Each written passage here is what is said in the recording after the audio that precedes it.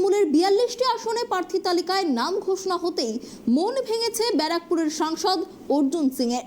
তৃণমূলে এসে হয়তো কিছুটা ভুল করেছি, সাংবাদিকদের প্রশ্নের জবাবে এমনই মন্তব্য শোনা গিয়েছে তার মুখে। বিজেপি ছেড়ে তৃণমূলে ঘর ওয়াপাসি, তারপরও টিকিট না পেয়ে অভিমানী অর্জুন সিং।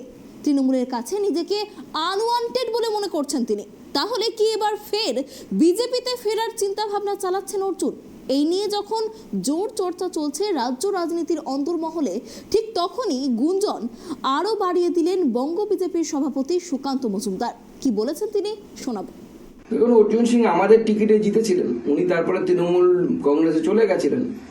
তো এখন নিজের বোধোদয় হয়েছে, উনি বলছেন যে আমার যাওয়াটা ভুল ছিল।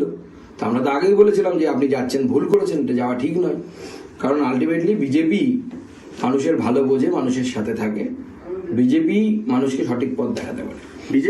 অর্জুন সিং কি প্রার্থী হচ্ছে আপনাদের? সে তো পার্টির পার্লামেন্টারি বোর্ড ঠিক করবে। এখন আমার পক্ষে তো বলা সম্ভব না, পার্লামেন্টারি বোর্ড যেটা করবে সেই অনুসারে হবে। তিনি কি যোগাযোগ করার চেষ্টা করেছেন আপনার সঙ্গে? না, সে তো যোগাযোগ তো বহুদিন ধরে আছে, সে তো যোগাযোগ নেই, এরকম কোনো বিষয় নেই।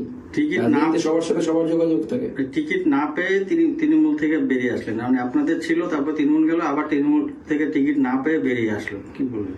দেখুন, তো রাজনীতি তো হয়, এরকম হচ্ছে রাজনীতি।